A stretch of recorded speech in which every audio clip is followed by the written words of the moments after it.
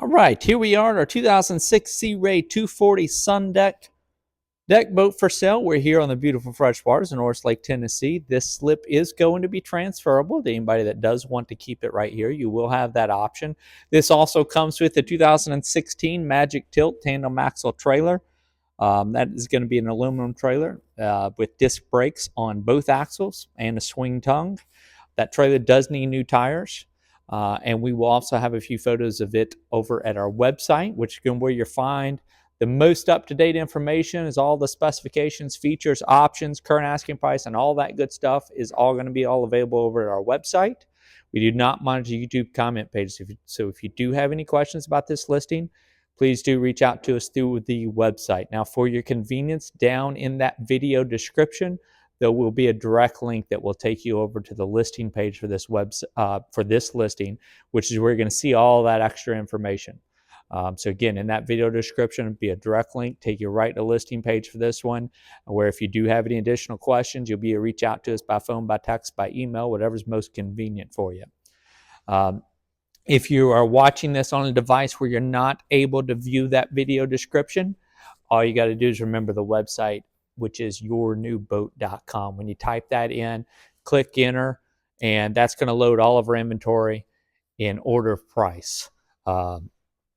Actually, depending on if you're on a laptop, computer, or a mobile device, you might see our logo, and look for that button in the top left-hand corner that says Find Your New Boat. When you click that, that'll load all of our inventory. If you're on a mobile device, it should load right into the Find Your New Boat page, which is going to be where all that inventory is displayed, again, in order of price. You will not be overwhelmed. I promise you. You're only going to be looking at listings mostly in the Norris Lake area, but a little bit, we do have a few other listings kind of scattered around East Tennessee and in the Lake Cumberland area of Kentucky. But for the most part, everything's going to be right here on Norris Lake. So again, back to this one. This is a 2-owner boat. Only 2 people have owned this boat since it was new in 2006. Current owner, I believe, has owned it since about 2017. It has always been used in freshwater, and this is a great option for a lot of people. This is a very versatile boat. This is almost like the SUV of boats. Is this 240 SunDeck model? Very popular runabout that SeaRay made for a number of years. So now I will be coming back to this, but while I'm standing here on the dock, I do want to give you a glimpse of that Bravo 3 dual prop outdrive. This one's powered by a MerCruiser 350 mag V8 multi-port fuel injected inboard outboard engine. Again, here with this Bravo 3 dual prop outdrive, and if you've noticed, we've also got some trim tabs on this boat. That's going to be what you're looking at right here. That's going to be a boat leveler. It's not really used the same way that you would use your drive trim to raise that bow up and down, but instead it's going to help you level the rod out so that no matter how many people you have on board or where they're sitting, you'll be able to ride nice and level when you're going down the lake. So obviously, extended swim platform is over top of that outdrive as well to give you a nice option as well. It's going to make it easy for you guys to be able to enjoy the water. And if you've got younger kids, that prop's going to be kind of covered up. Of course, you always want that off when you're in the water anyway. And then underneath that, this right here is going to be your 3-step swim boarding ladder. It's going to fold right down for you.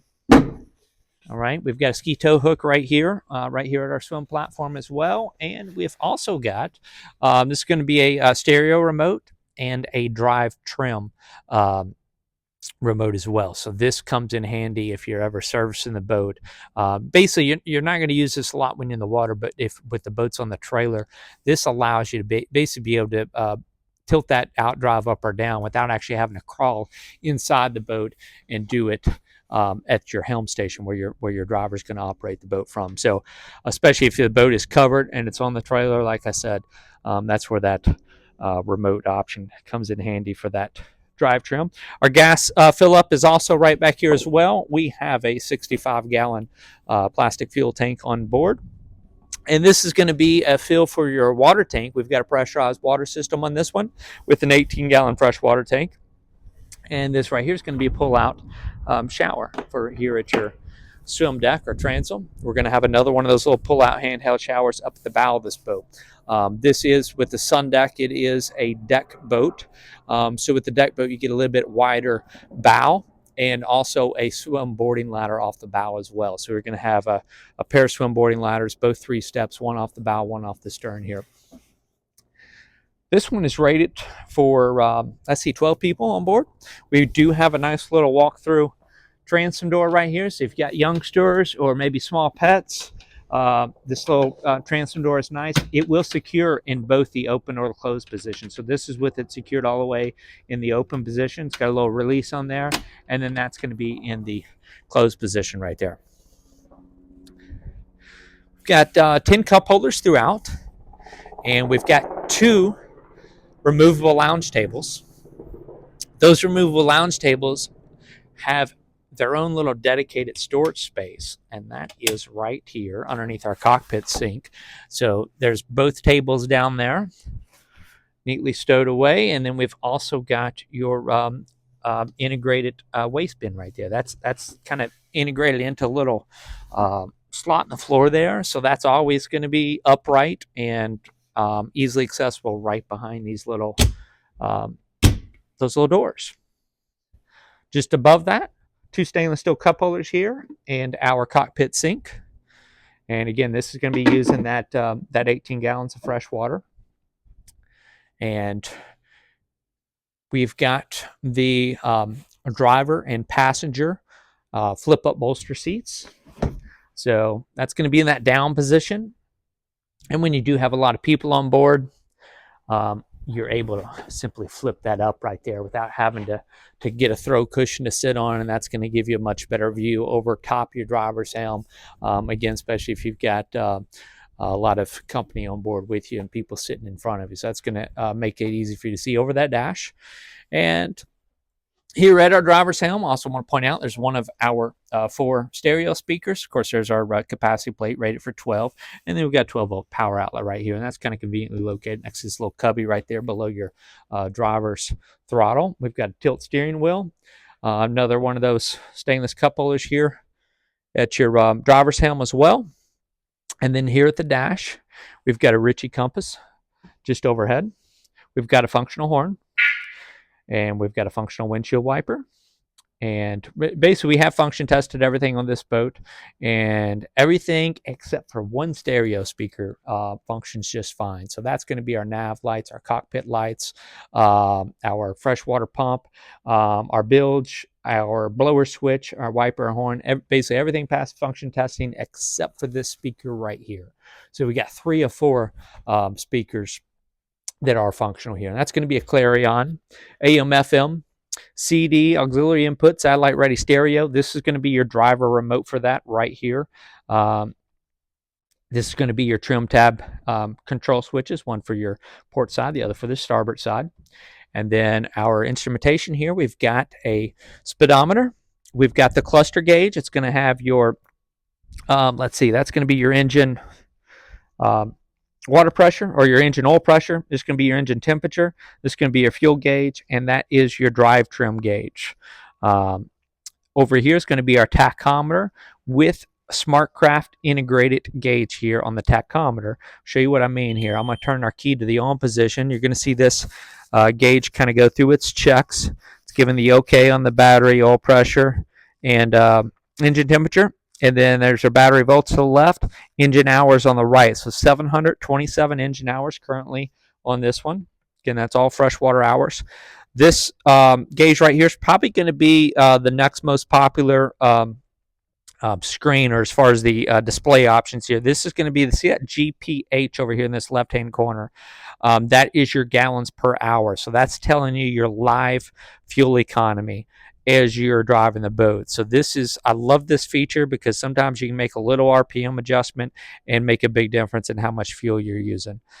This one's going to be your total amount of fuel used. Obviously, you can reset that. That one has not been reset in a while. Let's see, right here we've got the just a digital RPM readout. This is going to be your digital depth finder. So this is probably your other screen that you're going to have up whenever you're operating this boat. And we are raised up out of the water here, sitting on a lift, so that's why we're not getting a reading there. But this does function. And moving on, it's going to be your digital speed readout and your current water temperature. And that's going to be the checking the codes. There's your battery volts. There is your trim, basically in a digital number, as opposed to the gauge. That's your percent of fuel remaining of that 65 gallons.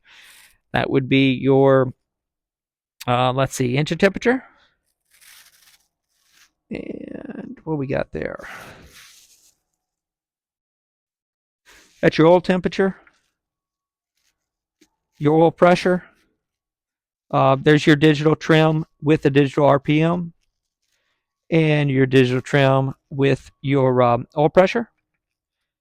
And that's going to be going back to your oil pressure, and then back here where we started, your battery volts and the engine hours. So again, 727 hours on this 350 mag MerCruiser. That's 300 horsepower more on that whenever we raise that engine hatch. Now, before we leave our helm station, I also want to point out we do have a little bit of wear in our gauges here. This gauge, if the light hits it just right, you've got a little kind of, I guess you would call that a crack. It's almost like a, yeah, I guess it is a crack. It's not all the way through though, but you've got kind of a few of those, I guess, surface scratches in this gauge over here on this SmartCraft display. You've got some more of that over here on this cluster gauge. And if I hold that camera angle just right, you're going to see that a little bit more noticeably. Now, it's not preventing this from being able to use these gauges, because obviously at the right angle you don't notice them at all, but at other angles you are going to kind of see that kind of surface scratches on that plastic gauge lens right there, and you've got it again over here on your speedometer as well. So just want to point that out to you. We always try to represent all of our listings as accurately as possible, so when we do see things like that, we do want to make you aware of it. You mentioned I mentioned our stereo remote that's accessible for the driver right there. Our stereo head unit is just forward of our helm seat, and this is going to be this is your head unit. This is going to be your again, this is AM, FM, CD, auxiliary input, and satellite ready. This is your auxiliary input right here. And then just below that, we've got dedicated storage.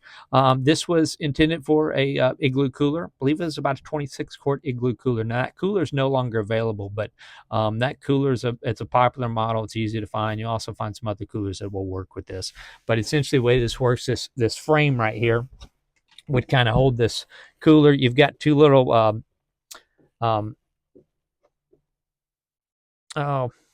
indents right here, and that's kind of where you would slide that cooler back, and it would hold it into place. But with that back frame and this little slot right here, it kind of holds it into place. And then whenever you do want to access it, you would actually just kind of pull that handle, and it would slide on this track farther to this open area where you're going to be able to access that. Now, we've also got, these are going to be the post for our removable lounge tables. We've got two posts because we have two lounge tables. And moving on over to our port side, this is going to be our enclosed headroom, or our enclosed head compartment, which on a boat, head just simply means toilet. So that's what we have here. We've got a small little sani potty. This is a Porta-Potti with a pump out. See those hoses off the back of that? That means that you are not going to have to manually empty that Porta-Potti yourself whenever it gets used. The base on that Porta-Potti, where your waste goes, can stay right there. There will be a pump out, or often called a dockside pump out. That's what this little cap is right here for your waste, where you can pull up to many places around the lake and have that pumped out. And so that makes it, again, just more user-friendly, again, so you're not having to do that manually yourself. Several places around Norris Lake where you're going to be able to get that pumped out. A lot of your fuel docks are going to have complimentary pump outs, or it might be complimentary after you buy X amount of fuel, and then it's complimentary.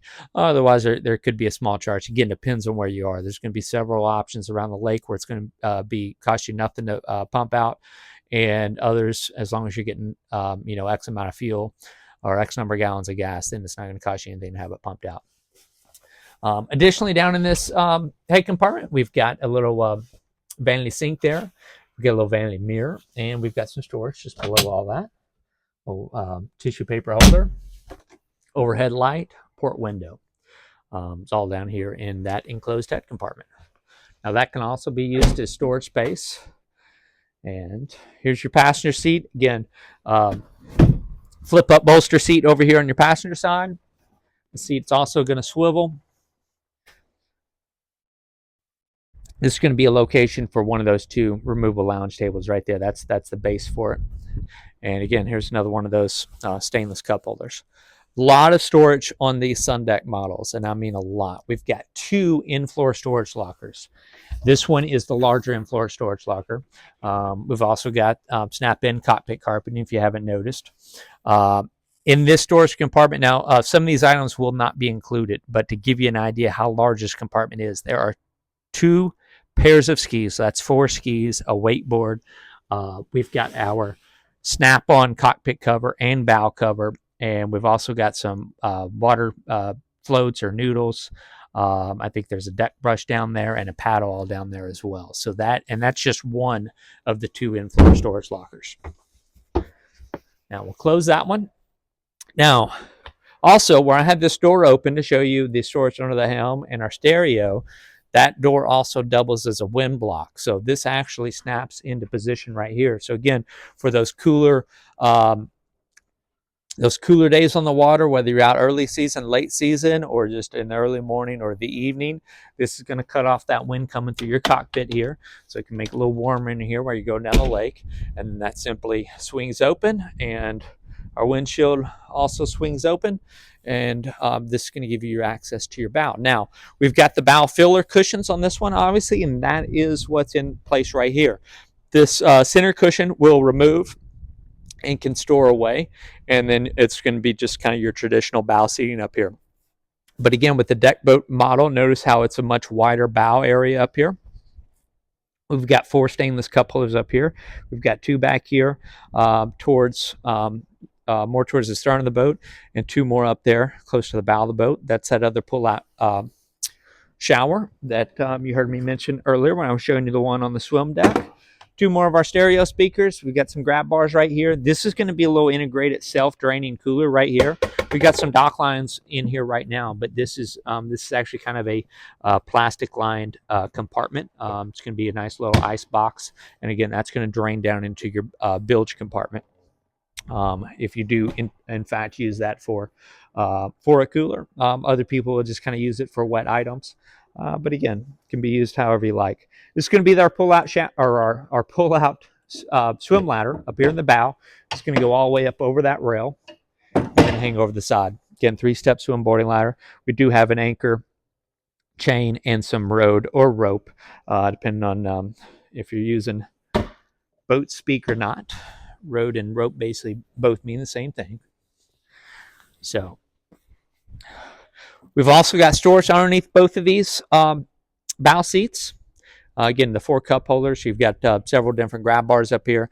And again, this is the filler cushion. This will simply pull right out of here, and then these little inserts get stowed away as well whenever you are wanting to use that as just your traditional open bow. Underneath that is our other in-floor storage locker. Again, that's another good size storage locker right there. All right. Heading back to the main cockpit of the boat. We've also got storage underneath this seat as well. We've actually got quite a bit of storage in this one. It's going to be one of your other larger storage compartments. We've got a universal cover. So we've actually got 3 covers for this boat. There's the snap-in cockpit cover, the snap-on bow cover, and then a universal mooring cover. We've got a throw cushion. We've got some personal life vest in there and some towels that are all in there as well. So just want to give you an idea of how much storage compartment there is. We've got dual batteries with a battery selector switch. Here's those dual batteries right here. Now, these are a little bit older batteries. I believe these are 2021 batteries. And here's our battery switch. So the battery selector switch, we can run on one battery, the other battery, or both. And these batteries, we've got a Group 27 battery. It's basically intended more for your more 12-volt draw, like your stereo, things like that. And this is your Marine Start battery right here, the 24 battery. So the little bit smaller battery. That one's just meant for starting the boat. This cushion kind of wedges back in, and then let's raise our engine hatch right here. All right, again, here is that MerCruiser 350 mag multi-port fuel injected V8 inboard outboard stern drive engine, again with that Bravo 3 dual prop outdrive. 727 freshwater hours on this one. This is what they call remote oil filter. This just makes it easier for you to access. You don't have to stand on your head when you are trying to change that. And then around the corner here is going to be our 18-gallon freshwater tank that you heard me speak of earlier. And our pressure water system, that freshwater pump, is going to be about the center of your screen there. That's going to be your trim motor right there. Our 65-gallon polypropylene or plastic fuel tanks kind of mounted below the floor here. That's going to be your transducer for that depth finder down there on the basically right there in the middle of the screen now at the bottom of that bilge floor. And again, this is actually kind of the preferred power package for this boat. This 240 SunDeck is a little bit heavier than your average bow rider, and so that's going to help give it a smoother ride. And it's about 4,680 pounds. So they also offer this in a 5.0. I believe that one's rated about 260 horsepower. This is probably the more common, or maybe not the more common, but the more sought after power package for this one. Again, that's 300 horsepower. So MerCruiser 350 mag. That's a very popular engine that MerCruiser has made for a number of years, and is usually, as it is on this one, paired with that Bravo 3 dual prop outdrive. And that you're also going to see a noticeable difference. That's going to give you a little bit more responsiveness. It's going to help your whole shot when you're coming up out of the water, accelerating. If you are pulling a ski or something like that, that Bravo 3 is definitely a nice feature to have. So, you heard me mention 10 couplers throughout. There's 2.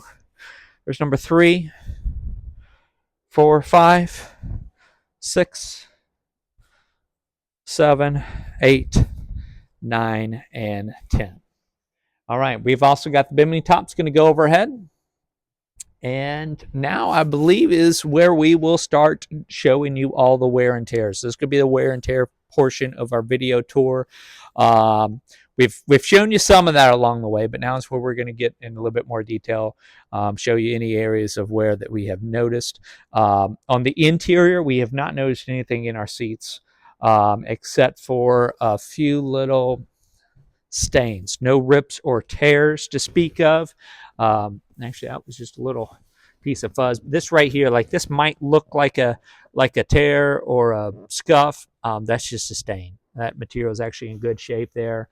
This is like a really light stain right here. If that light hits it just right, no rips or tears anywhere to speak of. And that is pretty much the case, or that is the case in all of our upholstery. Now, there were a few other areas of wear and tear that we did want to point out to you. And let's see here. We had like a little scuff right here on this. Well, it's a little bit more than a scuff. We got a scratch in the gel coat right here on the interior. So I did want to point that out. It's kind of right next to our head compartment. And we've got a little nick in that head compartment as well. So Is there another one? Yeah, another little nick right here, and then like a little scuff right there. So again, we always just want to make anybody aware of these things before you actually get in the car and come travel to see one of our listings in person.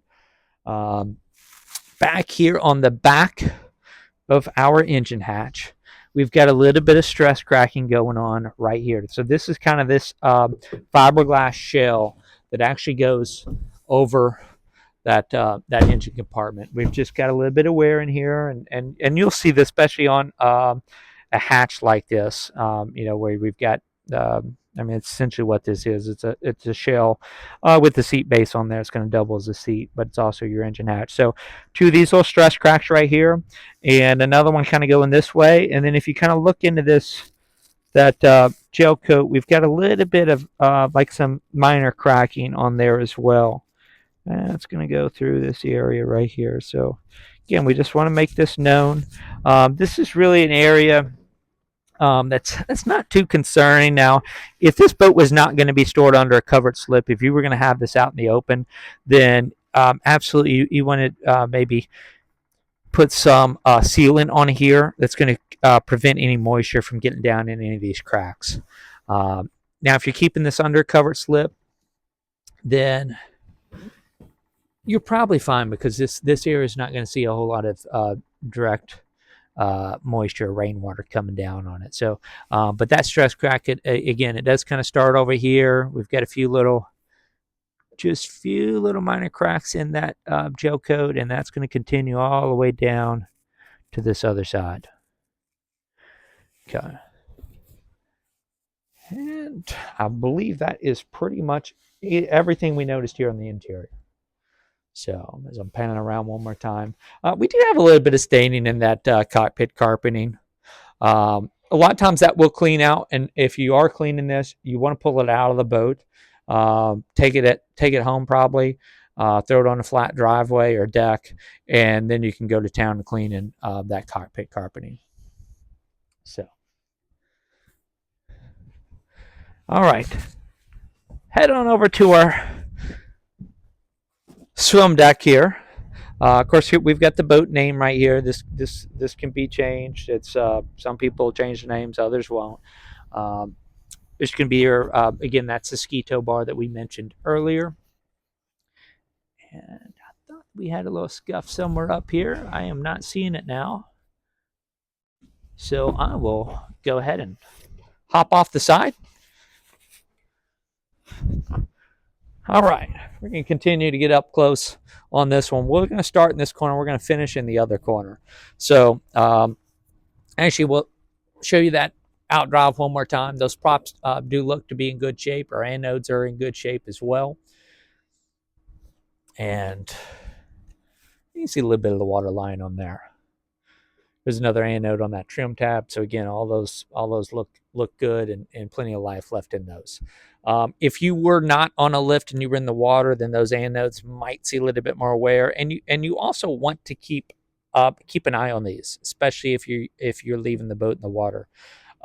If these start to kind of corrode, which they can and they will, they're designed to do that. But if they start to corrode, you want to keep an eye on them and make sure they get changed, and that there's always a fresh one here, because otherwise that corrosion could start on your outdrive. And also, if you've seen a whole lot of it and you're in fresh water, it generally can be a sign that there's some electrolysis nearby, or there's an electrical current going in the water. So this is always something you kind of want to pay attention to. And if you are seeing that corroding and you're in fresh water, then you might at least let your marina know, so that they can kind of check for some stray electrical current in the water, which can happen, and is why these are important. And it's also why it's kind of important to pay attention to them every once in a while, because if there's an electrical current going in the water, it can also be very unsafe in that area. That's why in Tennessee they do not want you swimming around the marina docks. They want you to be a good distance away from the marina docks before you're swimming. So now, moving up here to our extended swim platform, we do have a few little scuffs and scratches in the kind of the gel coat or the fiberglass portion of this platform, and then some areas of wear on this little rub row here. This is like a little vinyl or rubber rub row there. So that's kind of meant to to take any bumps. Now over here on the hull, we do have some pretty heavy scratches into our gel coat here, and I want to make you aware of these. These look awful. They probably look worse than what they actually are. These are just in the gel coat. And I'm not seeing any fiberglass showing there, but again, it is here. Now you can have this fixed.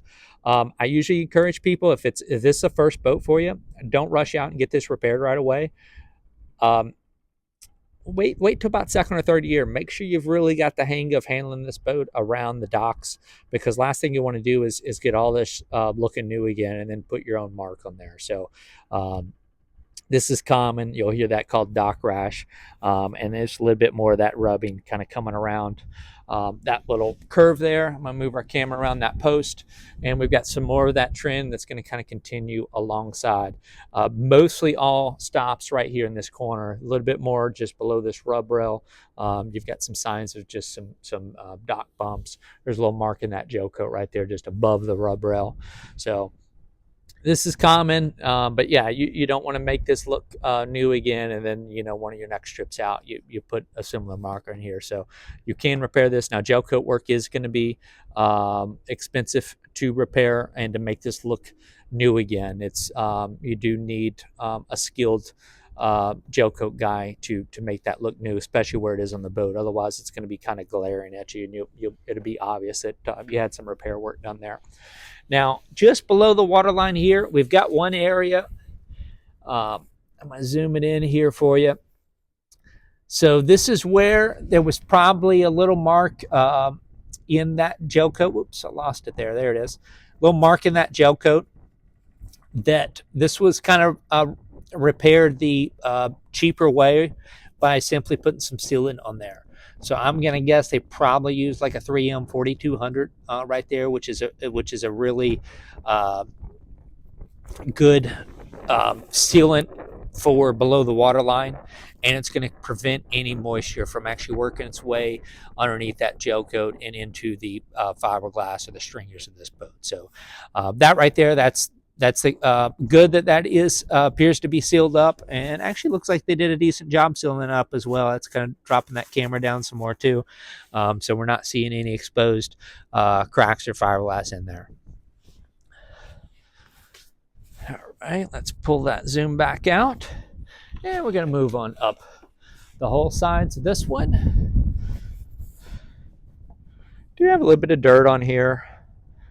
That should come right off of there. So if I see something that is going to come off that's just some dirt or debris, then obviously we're not going to spend a whole lot of time focusing on that. So here's a little mark. This could have been a fender transfer. Actually could have been a mark that may be rubbed off from this piece of hardware that holds this bimini frame in place right here. But that is just on the surface. That's not into the gel coat at all.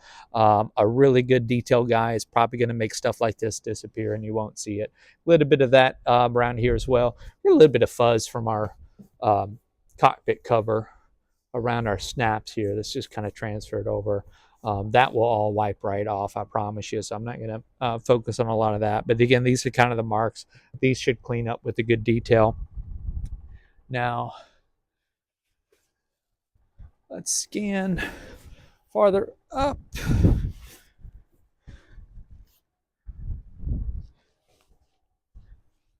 Okay.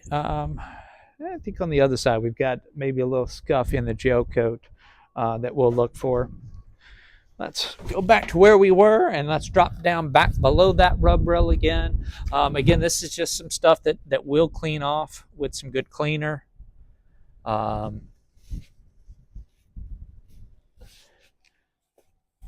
Right here, see where we get this white here? So this is actually into that gel coat a little bit in two little small spots, kind of just little cracks or chips in that gel coat. And got some more of that. Now, this is one of those really light hairline, like a very light surface crack or scratch, not a crack. This is more like a little light scratch on this gel coat surface. Just barely catches an edge right there. So something kind of just barely scraped that lightly. Again, this is something that a detailer might get to disappear. And even trying to show it to you, you know, the camera's just got to hit it just right for you to kind of see it. It's when it's more of a brighter white is usually the indicator that it's a little bit of a deeper scratch into that gel coat. So there's another good example just above our SeaRay logo on this side, where you've kind of got that. It's almost like a rubber transfer from a fender. And I actually feel pretty confident that these will probably disappear with a good detail job on this side.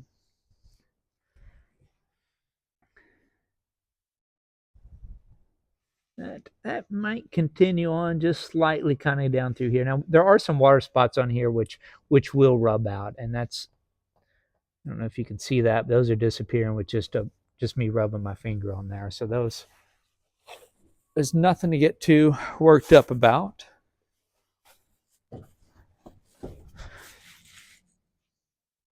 And everything else looks pretty good on this side as well. All right, here's a few other spots. Excuse me. Again, so right here, right above that, right here, and another one right in here. So again, these are all very light scratches on the surface of that gel coat. Really good detail shop. Those few little kind of light scratches there are likely to disappear.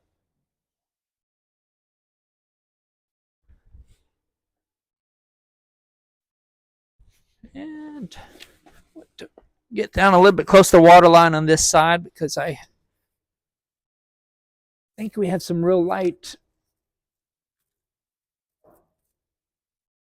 Yeah, maybe not actually. I just see some water lines right there.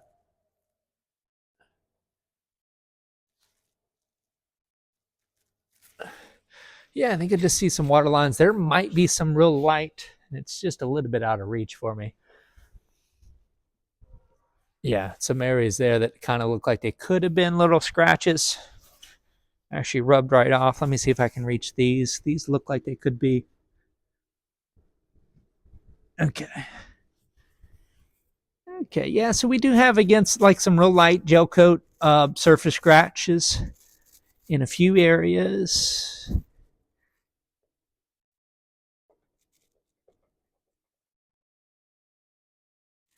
So if you can see kind of that spot right there where I'm rubbing, that's just like a little nick in that gel coat. None of those appear to be deep, but they are there. So those will kind of hang around. And actually really none of them appear to be even to require any sealant. But it is a very, very light kind of surface scratch. Now up here, right above our rub rail, up here near the bow, this one is, and this actually is a really good way to show you how thick that gel coat is. There we go. Trying to get nice and close to the camera there. So that gel coat has some thickness to it. And then right there in the middle of that is actually the fiberglass. So those are the fiberglass fibers there. That's what's underneath this gel coat. Again, this would be one where you could seal up with like some 3M 4200. And again, it's going to prevent some moisture from getting in there. But again, depends on how you're using the boat. Again, if you're staying under covered slip like we are now, then this is really not going to see enough moisture to ever really account for anything. But if you were leaving this outside and in the rain, especially year round or even over the winter, then you definitely do want to seal that up. So, and then of course, next to that, pretty good little nick there. We do have some other more minor scratches in that gel coat, a little bit up here on this rub rail. So this is like a hard plastic rub rail with a stainless steel insert. And so you can just kind of see that whatever did the damage to that also hit that rub rail in a few places. Another minor scratches kind of just below that on the underside. Here's another one right there, a little minor scratch. And appears to be about it over here. So let me move on around this other post. Now we are missing a snap for that cockpit carpeting right here. And simply putting another one of these in place right here is also going to kind of seal that hole. When you do that, you want to put a little silicone on that screw as you put it in so that it does prevent moisture from getting in there as well. Now, just below our rub rail up here on the front, actually, good place to show you that bow boarding ladder right there. So again, that's that 3-step boarding ladder off the bow of the boat. And that just simply folds right back up into this compartment here. It's up and over. And back where it was. On this little cover for that swim ladder, we do have a little bit of stress cracks over here in this corner. I want to show that to you. And then a few little light scratches up here on this bow edge. Although there's a fair amount of just dirt in there. It's going to rub right off. That might be a little minor scratch or scuff right in there. Now below that rub rail here on the bow side, this is a really common place. We very often see a lot of wear here. Most of this is either from docking or loading onto a trailer, and we do have some marks here on this one. So again, that brighter white, these are the ones that are not going to go away. That's where it's actually kind of into that gel coat slightly. And we've got a few areas. So again, here's probably the worst of it. And then moving over here, some more minor scuffs and scratches on this bow line going down to where that bow eye is for your tow hook. That one's kind of into that gel coat some.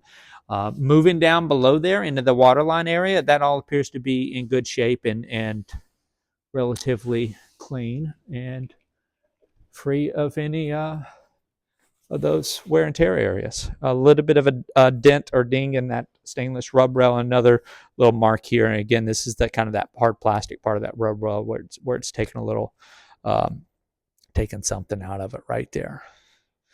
All right. We do have a little bit more wear as we go along this starboard side. And we're going to see probably the worst of it's going to be over here on this side. We've got some of those brighter white areas where we've got kind of a little scratch in the boat. Now, this is one of those more minor scuffs, very light little scratch into the gel coat right here. And that may be a fender transfer right there, just some rubber that's rubbed off. Again, here's some other areas. We saw some areas like this on our port side. Where you've got that brighter white, and that's an indication that it's into that gel coat some. Another one right here where it's into that gel coat some. And again, notice how this one's significantly brighter than even these two right here. This one, my fingernail's catching a little notch there as it slides down. So that one is into that gel coat some. A few other areas like that, very similar to that. Again, these brighter white. Now that's just some water spots right there, but that brighter white, the brighter the white that is, then the deeper that mark is going to be in the gel coat. And again, here's some other ones right here. See, those are brighter white, fingernails catching the edge on those. And then this one's even a little bit brighter. You can see some texture in that one as well. Now it is a nice thick layer of gel coat over here, but these are going to be visible kind of in this sand colored hull side. This is two different tones in the gel coat. This right here is a vinyl stripe. We've got like a silver and black accent stripe. You've got this kind of sand color tone in the gel coat, and then white hull down here at the very bottom. So we'll move on back. That was just, actually that may have been some wax residue that was left over from when it was detailed last. Moving on back, again, here's another one of those areas where you got a little bit of a brighter white. That one's just barely in the gel coat there. And a few more minor marks right here behind it. So here's your deeper one. And then some smaller ones. Maybe a slight fender transfer of rubber in one spot. But now this one's a light, very light surface scratch. These are a little bit deeper. See how they're a little bit brighter white? Same with here. So you've kind of got this area right here, and then another one right in here. So this is the kind of stuff we just want to show you. Again, as part of representing our inventory as accurately as possible, and so that there's no surprises when you show up to see it in person, because nobody likes that. And we want you to be well informed again, before you even get in the car to come see any inventory in person. So again, here's that other end of that we just showed you. We got a little bit of scratch on this SeaRay logo right here. Now this is probably more of a fender transfer, as in a piece of rubber or vinyl. It's just kind of rubbed off from a fender, and this can probably, that will probably come off of there. I just don't have the right tools for it right now. And then on the other side of that SeaRay logo, we've got a little bit more of, again, that brighter white, where that's just into that gel coat a little bit, and those two spots right there. And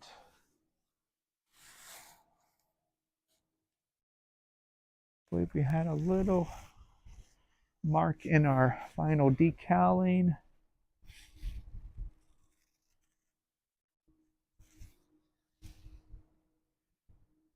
There's a slight one right there. I think that's the one I was looking for. Let me make sure I didn't pass it up.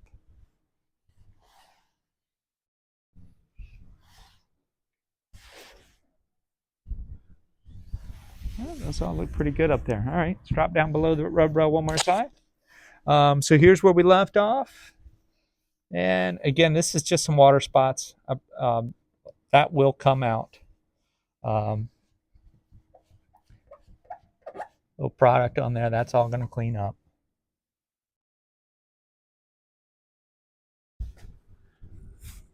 Here we are.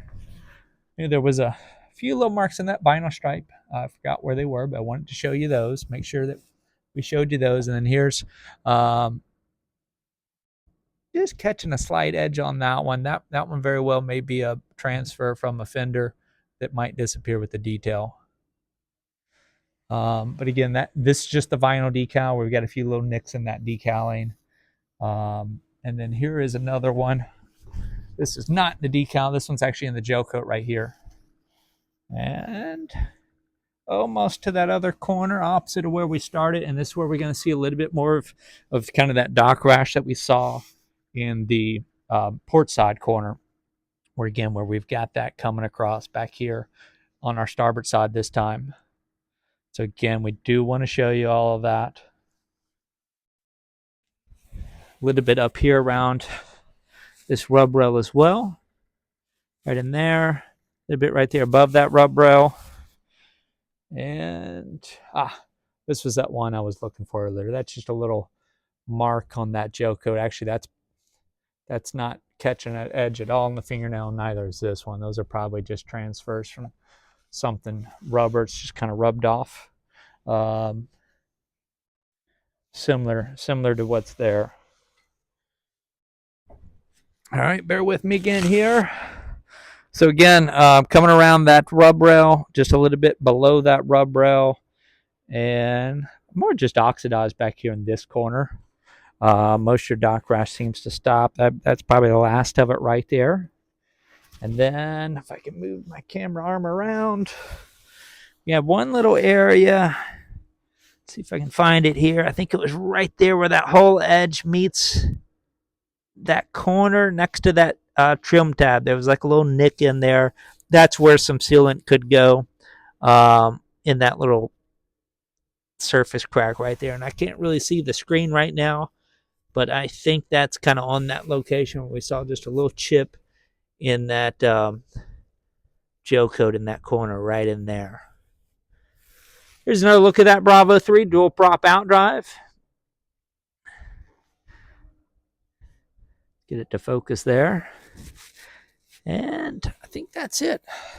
Coming up here onto our swim platform, everything looks pretty good on this side. There may be one other mark on that corner by the swim ladder cover.